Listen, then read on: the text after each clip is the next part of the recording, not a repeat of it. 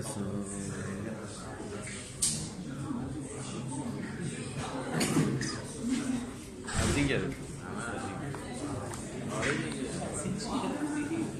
virus.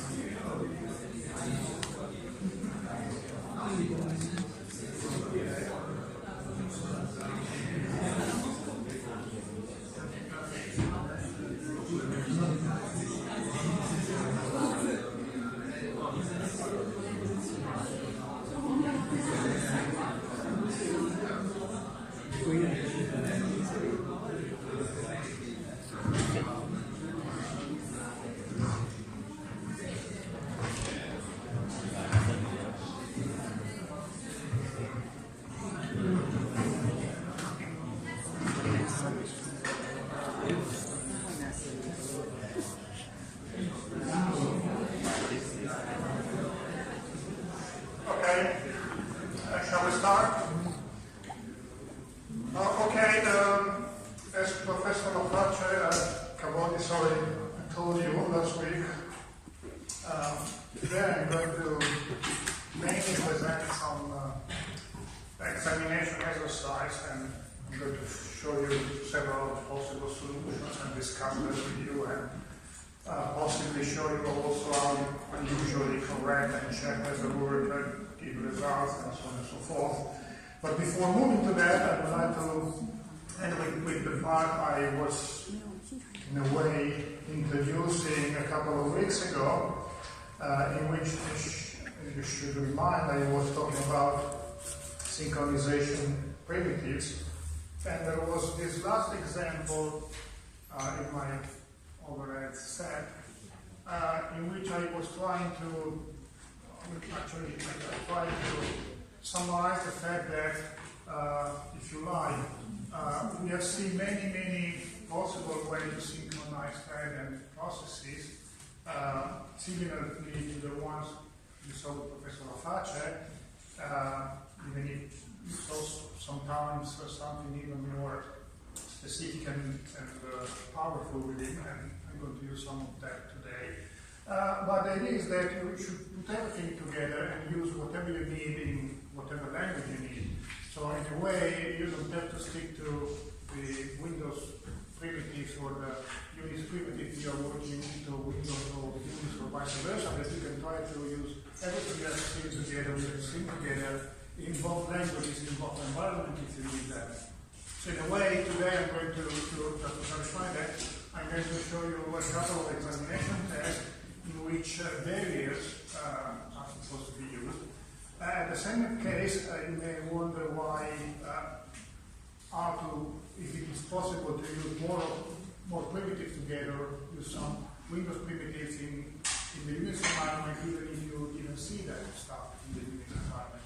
Obviously, many possibilities, many different situations are possible because we haven't seen everything. And I'm going to show you a couple of examples today. I think we haven't seen together, but they are meaningful in terms of synchronization. So, just to clarify that, one more small example in which I was trying to clarify that, again, you can use several possible primitives together to solve complex problems. In this case, I try to use, let's say, eventually locking to synchronize read and write activity, or a new text to synchronize read and write activity together with an event to wake up eventually a producer to produce something more for a consumer. So it's pretty useful, it's pretty common to mix them. It's pretty common to have examples like this one, in which you create events, you create new text, and you use something like get file mapping. I don't even know if Professor Cavodi has already used that to you, but for sure he's going to introduce that stuff in a second if he hasn't done that. So in a way, you map your file into the main memory, and then you wait on the mutex to go on with the reading part, and eventually if you have produced something, use the event to wake up the consumer, then you do the same stuff and share with the previous process the event, the mutex, and whatever. So I mean, there are very common situations in which several synchronization strategies are used together to produce something more interesting and more, in a way, more difficult to, in a way, at the first sight, difficult to understand. That's why I'm also going to talk a little bit about two further possibilities that are pretty common in Windows, and I'm pretty sure Professor Lafarge didn't introduce in the Unix system. Even if I'm just going to introduce them very, very briefly. And I'll let that to you if you want to, if you are curious and you want to, in a way, analyze them a little bit more. And that's why, again, you haven't seen everything. There are many strategies and many mechanisms you haven't seen, but they are available. Among those ones, I mentioned two of them in a way, what we usually call the semaphore throttles and the thread pools. The first one is a very simple mechanism. The second one is much more complex, but much more powerful. So I try to in a way, give some idea of both of them.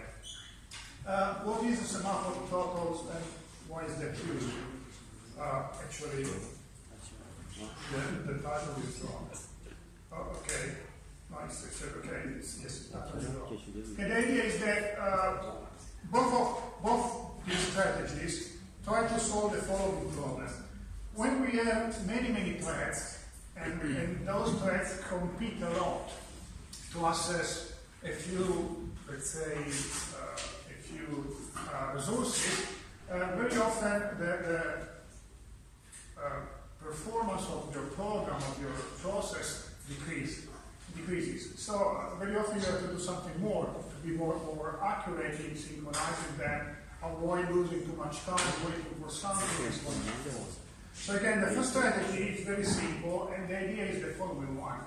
When the number of threads is too high, you may wonder whether they are really useful or not. Maybe they are useful in specific circumstances, maybe they are not useful in others, maybe they are useful in specific time and they are not useful after or before that. So the idea is that you can add, in a way, one more semaphore to limit the number of threads completing the specific for the specific resource. What do I mean? I do create one more semaphore with a specific, let's say, initial value and a specific maximum value, and I limit the number of threads concurrently working and accessing the same resources to that maximum value. So in a way, the box thread create a semaphore, set the maximum value for this semaphore to a reasonable value, like 4, 8, 16, and so on and so forth. Usually this value depends on the number of cores or the number of processors you can use within your process. And then you limit the number of threads actually working, actually competing for a specific resource to that number, which implies that you may have more threads working around or moving around, but you limit the number of threads trying to access to a specific resource with that semaphore.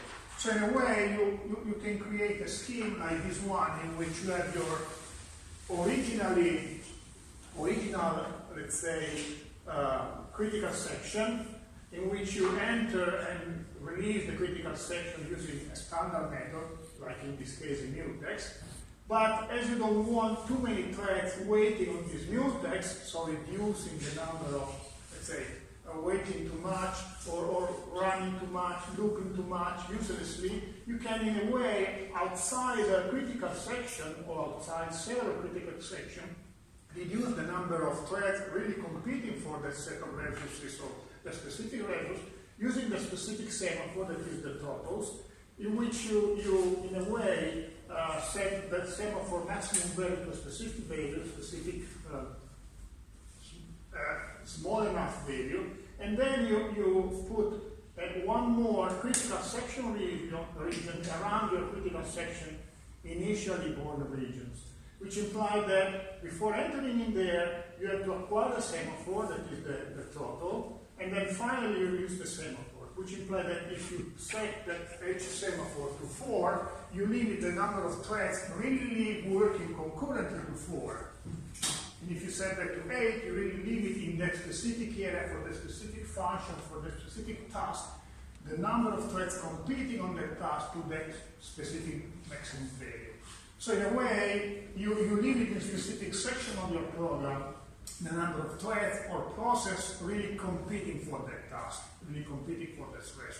So reducing the number of threads actually waiting on the critical section and looping on that and eventually wasting time because you know the scheduler is always putting on the ready queue something and putting on the waiting queue something else. So it's always swapping tasks. So to avoid that processes, to avoid that overhead, you can put the semaphore out to reduce or to limit the number of threads to a specific value outside a specific task or critical session in which you can have problem.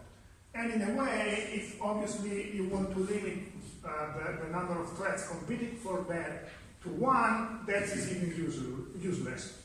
But the idea is that this is usually one, but that can be 4, 8, 16, 32, more or less, depending on the number of cores or the number of processes actually you are able to use within your program.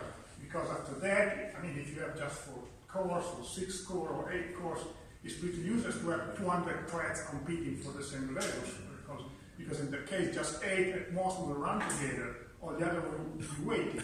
So to avoid all the other waiting for that specific levels of what, you can again use the semaphore throttle, and in a way forcing them to wait outside the real critical region, avoid to waste too much time. So that's pretty simple to do because it's enough to use one more semaphore, again initialize the maximum value to limit the number of threads really competing for something.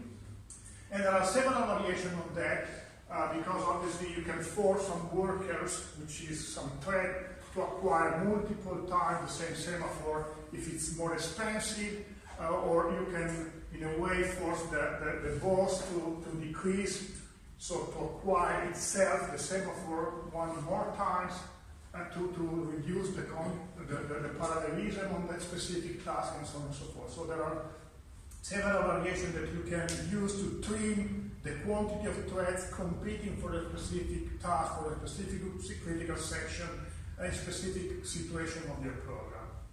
That's very simple in a way.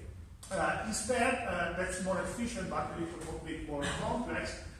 Thread pools are also often used to reduce the number of, let's say, the complexity of your context switching within your program, the number of tasks, the number of threads that have to be swap in, swap out, and so on and so forth. And the idea is that you use a pool that is a sort of queue in which you enqueue task and you have a specific number of threads competing for those tasks and trying to solve those tasks. So the idea of a thread pool is the following one. You create a queue and you insert, you enqueue within this queue work objects or tasks. So every time you have a new task, you enqueue within the thread pool that task, and then you have a specific number of threads, which you can decide, picking up tasks from that queue, enqueuing tasks, and trying to solve that task. So in a way, you have a queue in which you enqueue tasks, and then automatically the operating system make a specific number of threads to cooperate, picking up, extracting the queuing task from the pool, from the queue, and solving them. So in a way, every time you create a work object, you specify a function which is usually called a callback function, which the thread is supposed to call when it enqueue a task from the thread pool. So the idea again is creating a queue in which you insert objects which are tasks, and for each task you also specify the function which the thread is going to solve, is going to call when the thread is available and can enqueue the queue, task from your queue. So you enqueue the task, then you wait for the operating system to let's say, work with all the threads it has at that moment, and each thread, as soon as it is available, it will dequeue a task from the queue, it will call the callback function to solve the task, and when it ends, it will be able to pick up a new task from the queue. So that's the idea of a thread queue. So in a way, it's an automatic way to enqueue tasks in a queue, specifying for each task a specific function, which is the callback function, which is able to solve the task, and leaving the operating system able to work with all the threads it has to pick up tasks from the queue, solve them, and letting the thread picking up the next task.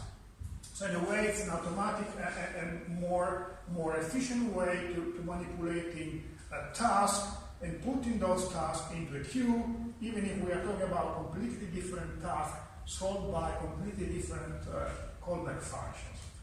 So that's the idea of a thread pool. And everything can be organized in a similar way to what we have seen so far, but the idea is that in the case that each thread will not exit the thread at the end of its job, because the thread in this case doesn't have to end that specific task and quit, but it has just to end the specific task and then being able to pick up the next task from the queue. So actually, in this case, in this scenario, we have threads which do not exit threads or run and thread X, but just return and are able to pick up the next task from the queue.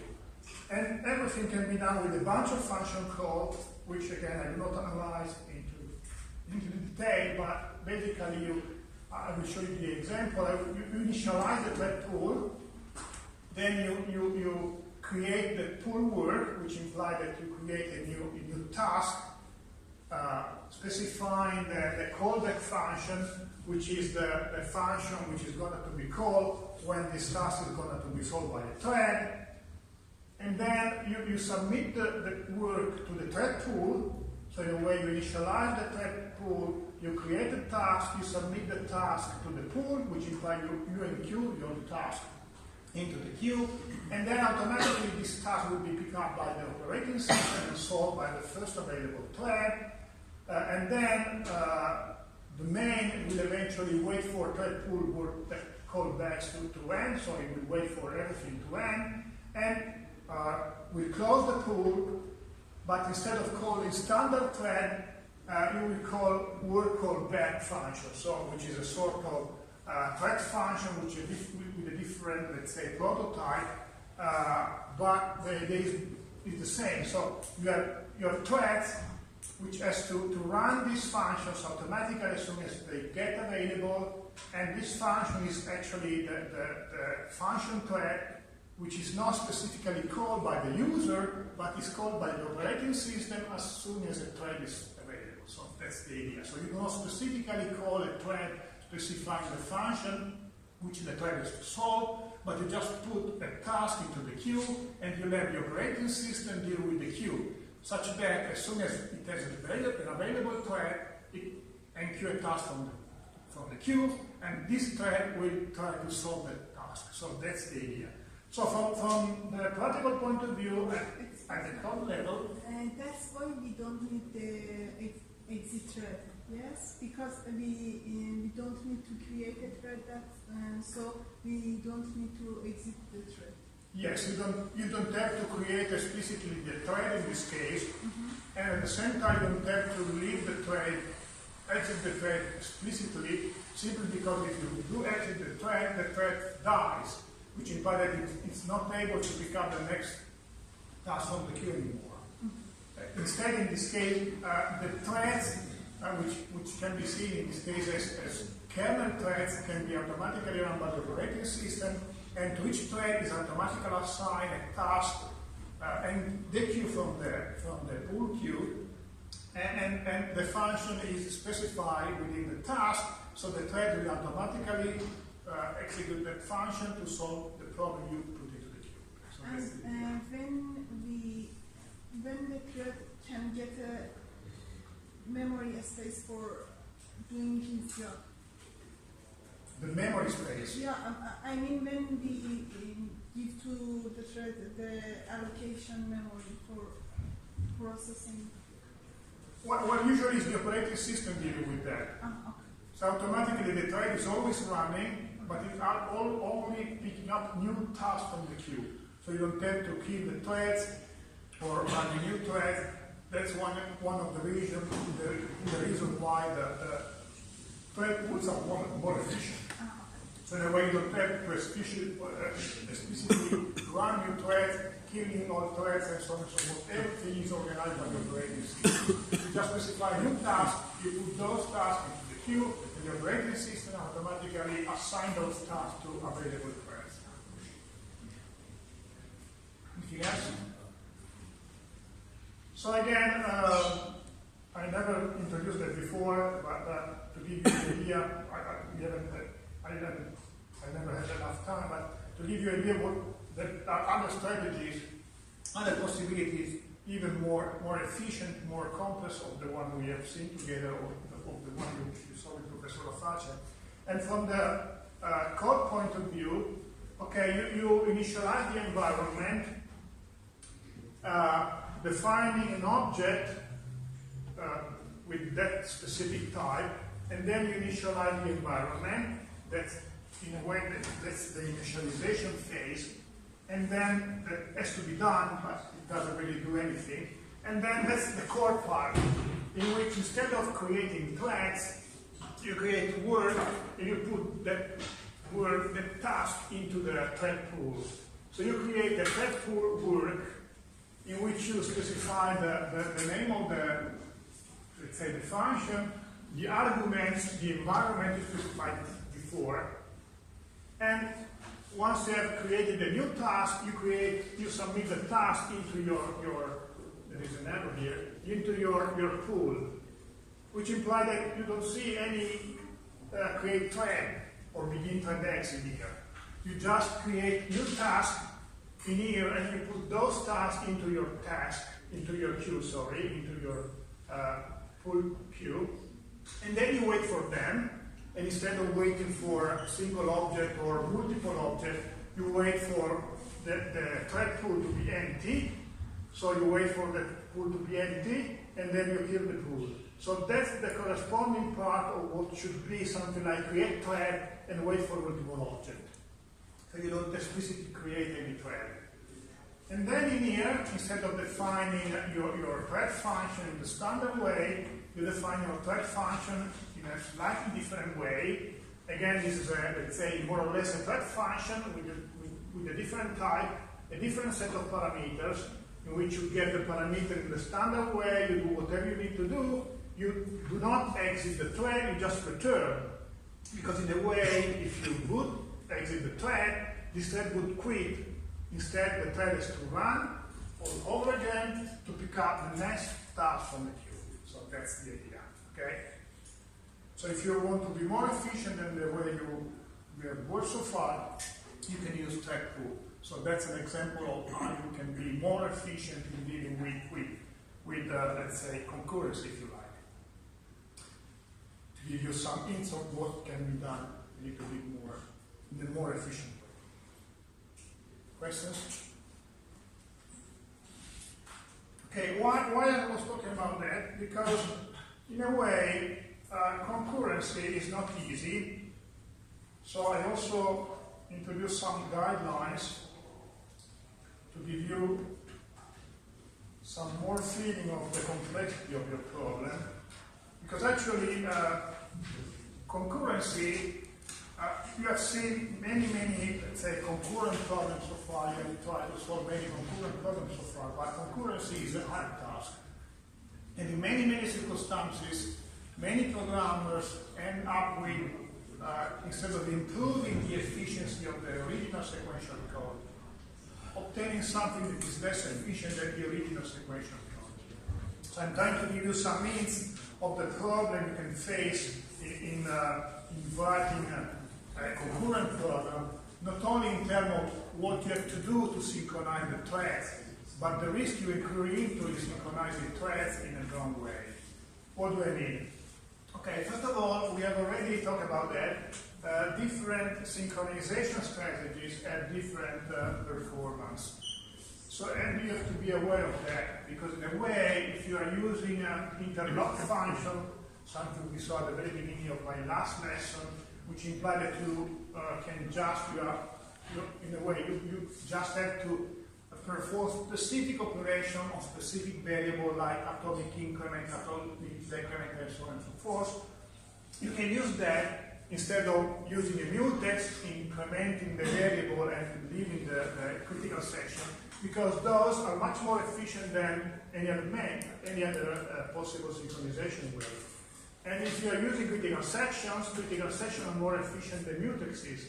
And usually mutexes are more efficient than semaphores. So in a way, every programmer using those primitives has to be aware of that. Because obviously you will never realize that in this class simply because you are just working with very simple program, doing very little, and you never concentrate on timing issue. But if you were working on much larger problem requiring, I don't know, thousands of threads, just using critical section instead of mutexing can make the difference between waiting 10 seconds or waiting just 2 seconds or 1 second, and so on and so forth. So those are issues that somehow at a further level of accuracy, but in a way are important in the same way. Well, I described that already also last time. Critical sections and mutexes are similar, but in a way critical sections are more efficient and mutexes are a little bit more powerful because of the reason we saw together last time, which are again summarized here, and you can read and reread those. I will not talk about that explicitly. Coming to more general comments about concurrency. Obviously, concurrency is very useful because every time you don't want to do everything yourself, you can, let's say in a way, call for some help, create a new thread or create a new process and deliver to that process, to the threads, part of your job, part of your task, asking that thread or that process to help you. But there is an enormous quantity of problem you may incur in doing that, because first of all, identifying independent subtasks is not that easy. So in a way, if you have a sequential problem, it's not that easy to move from the sequential problem to a concurrent problem, which is more efficient than the original one.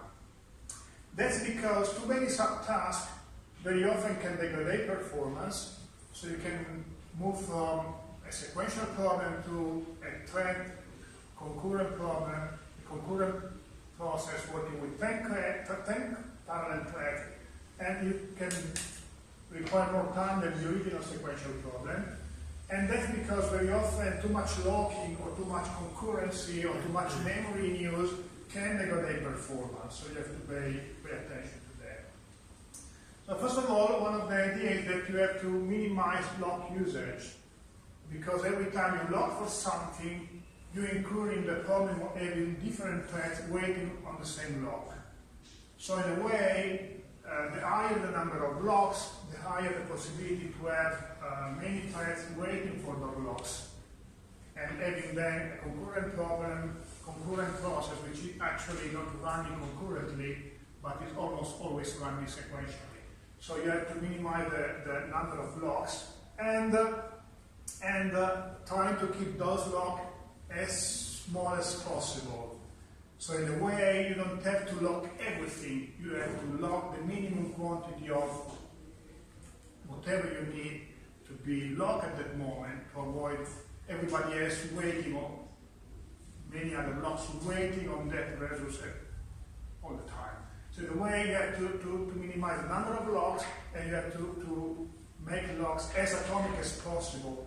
Avoid to lock everything, because otherwise if you lock everything or if you lock too much, you may also have a concurrent problem, but very often the concurrent problem will just slowly move into a sequential problem, slowly degrades into the sequential problem. Another problem is that you should try to accurately differentiate between local variables and global variables. That's a very common problem. Obviously, global variables are much more easy to use, but you should try to minimize the number of global variables, especially if global variables have to be protected. Because if global variables are protected, which implies that a lock on a global variable may decrease increase performances a lot. So in a way, the more local variable you're using, the more local are logs, and the less you can include into logging concurrency and try to waiting for those logs. So pay attention to the number of global variables you use and move those global variables into parameters or local variables as much as possible. Again, as I said before, use distinct logs for distinct problems. Try to avoid global logs because high contention reduce performance. So that's something I already talked about before, but again, it's written in there. And then be aware that it's very difficult to correctly argue the performance of your programs. So it's very common, again, to start from a sequential problem, having a sequential implementation, moving from the sequential implementation to a multi-thread concurrent implementation, and discovering that the concurrent implementation is much slower than the original one. So in a way, you should try always to check your conjecture, your program on real cases, and also on different machines, because the number of the type of machines you are working with highly infer on your performance.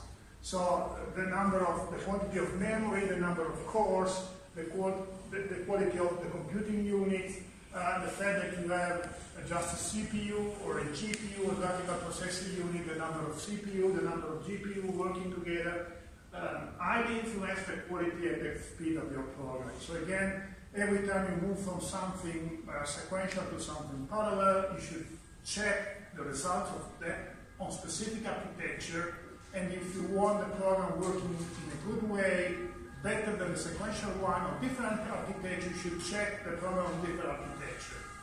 Because very often you can obtain good results on one architecture and very bad results on a completely different architecture. Last second comments on how to in a way write concurrent program, because that's an issue that regards you all in a way, even at examination time.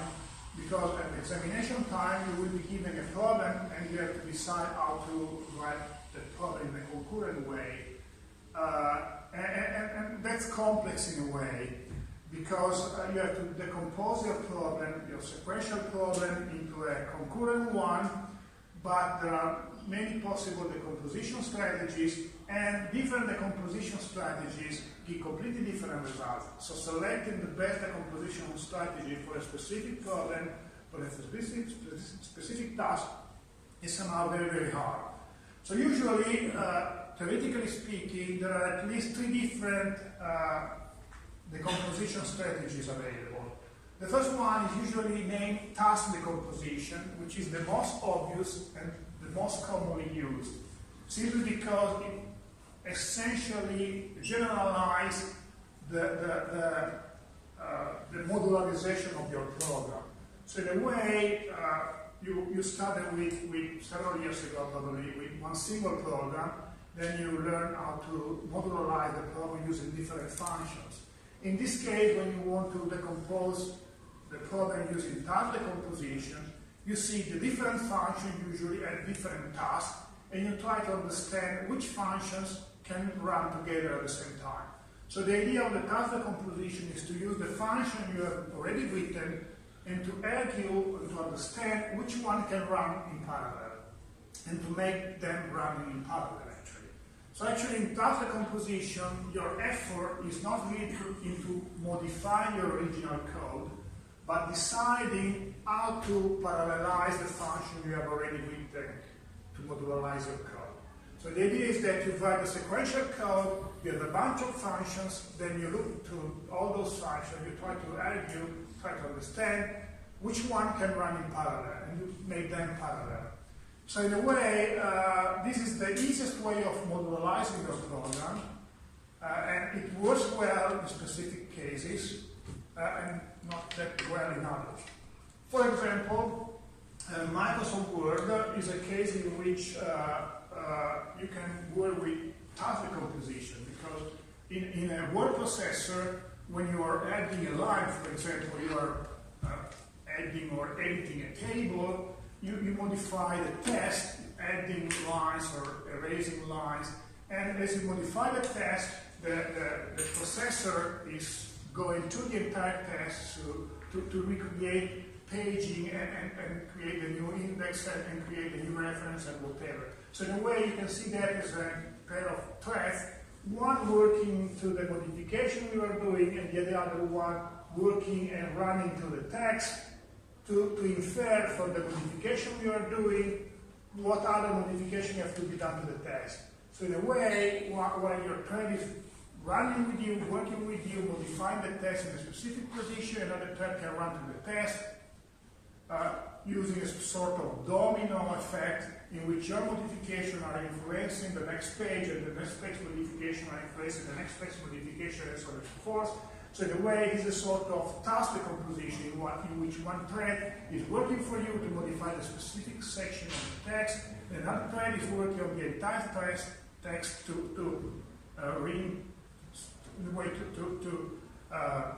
recreate the new paging and the new list of references and whatever. So that's an example of task decomposition. A second possibility is to use data decomposition, which implies that you have many data and you create, let's say, one thread or one process working for each set of data. That's something very common for the graphical processing unit, for units working on graphical program, because, as you know, a picture can be seen as a matrix of pixels, and each pixel per se can be manipulated by a thread. So you can have one thread for each pixel, and all those threads are usually performing the same sequence of operation, just on different pixels of the image. So the way graphical processing units are so fast in manipulating images because they are manipulating images using this sort of decomposition. So they use many threads, possibly each one for each different pixel of the image. Another example of data decomposition is the one you can use on a spreadsheet, in which you have different data on the spreadsheet, and you can have different threads working for each specific data within your spreadsheet. So you have to perform the same operation on all the cells. So you just need the same source code, but it has to be run concurrently for all cells within your spreadsheet. The third possible decomposition is data flow decomposition, in which you do not concentrate on data anymore, you don't concentrate on tasks anymore, but you concentrate on the relation of both of them. So you look to the data and the task together, try to understand from where the data comes from and to which task they should go to. So in a way, this is the case in which you reason like in the producer and consumer case, in which there is one task which is producing data and another task which is consuming data, and you try to parallelize your program, try to understand which one is producing, which one is consuming, and where the data flow, how the data flow is being. So in a way, you have to try to clarify within your program which sort of decomposition you want to use, which level of decomposition you want to use, and then try to realize that sort of decomposition implementation. Okay? Questions? Okay, again, as I said, this is a sort of, let's say, introduction to the examples I'm going to discuss about today. And I will start with, let's say, a pretty old examination text.